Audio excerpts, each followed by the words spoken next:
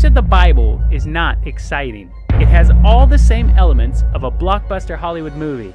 Exciting battle scenes, revolutionary hero, drama with lots of lying. So you're not his sister then?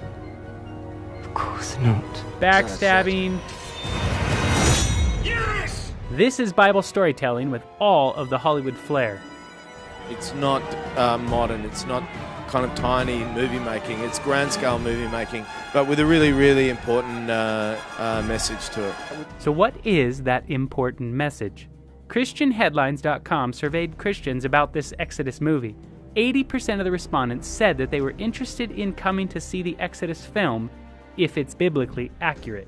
So how does this Hollywood blockbuster stack up to one of the Bible's most epic tellings of God's deliverance? Now, the most important aspect to keep in mind when reviewing any biblical film is to answer this question.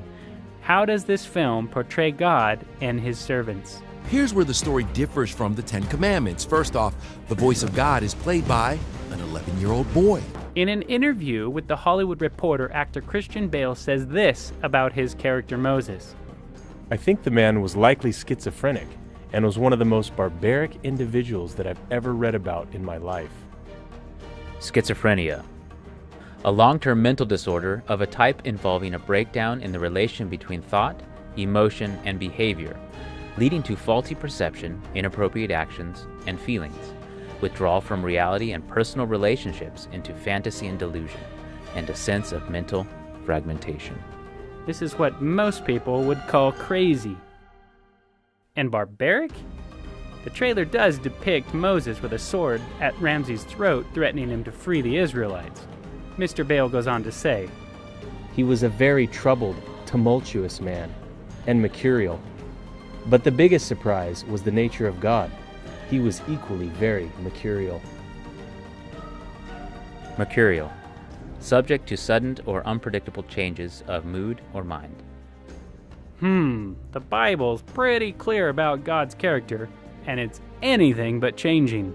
For I am the Lord, I change not. Therefore, ye sons of Jacob are not consumed.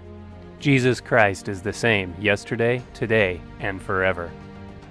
So where does he get these ideas?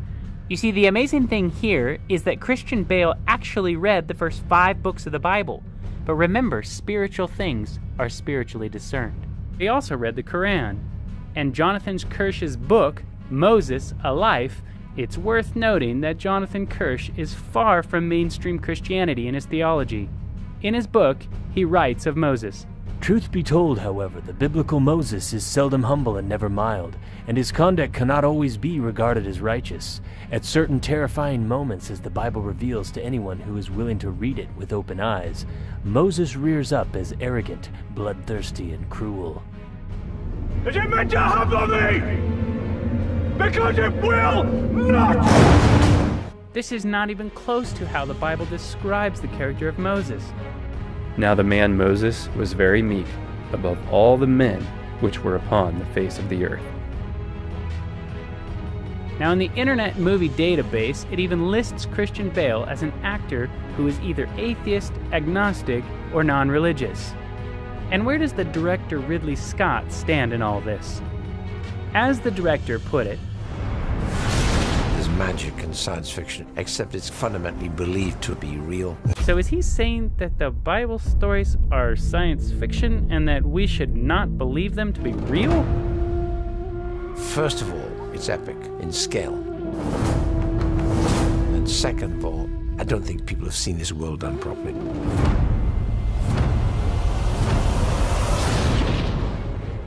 Might be because you don't think that the biblical account is real.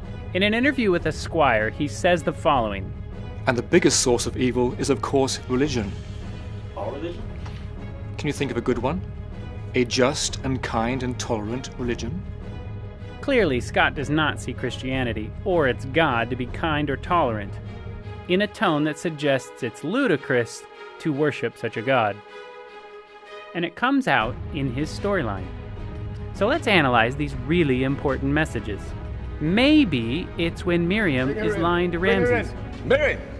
Come, sit down. How do you know Moses? You know how I know him. So you're not his sister then? Of course not. Come to think of it, I don't remember Miriam interacting with Ramses in the Bible. Creative license? What about this message? Put your trust in Moses. Ready yourselves! You've honored me with your trust! Instead of putting your trust in God. And like his sister, he's a liar too. I've not been completely honest with you. And they probably got their lying ways from their parents. Your parents never told you the truth. What truth? But I'm confused because this is supposed to be... It's really a battle of ethics. Except, is it ethical for Moses to transcribe the foundation for morality? The Bible is very clear. It was God that wrote the Ten Commandments with his own finger. Or maybe one of these important messages is that Moses started out as a non-believer. We're being taken through the story by Moses was essentially a non-believer. Neither of us believes in prophecies. I want to know the truth! Maybe the message you're trying to get across is that we should believe in prophecies. But this prophecy is not in the Bible. The year of your birth, there was a prophecy that our leader would be born to liberate the slaves. Maybe one of the messages is that God needed a leader that was really good at killing people.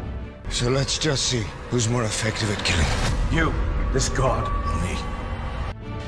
After all, he's a leader of a revolution. Moses believes his place is as leader of a revolution.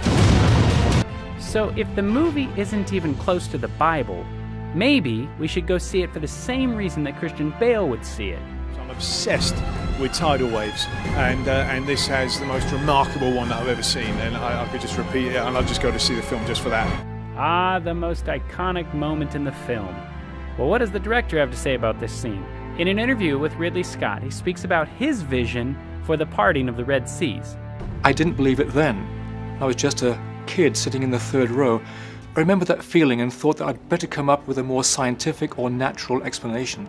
According to the Wall Street Journal, he has decided to have the waters part as the result of a tsunami caused by an earthquake. Before a tsunami strikes, coastal waters often recede, leaving the seabed dry before the giant wave arrives. I think that's more miraculous than the biblical account. So, are there any miracles attributed to God? The plagues, right? Well, the plagues are in there, but how does the director Ridley Scott see miracles like the plagues? It's always interesting to address all the facts.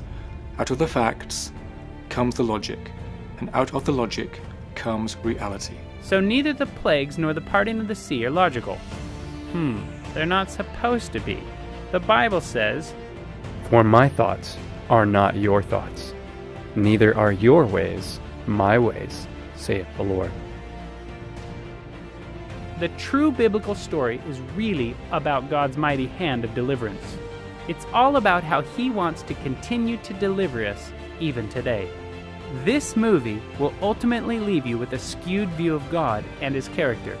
Because if he wasn't the one who really parted the Red Sea and saved the Israelites, how could he save you? My advice, take an Exodus from their twisted depictions of the Bible and save yourself some money and the disappointment.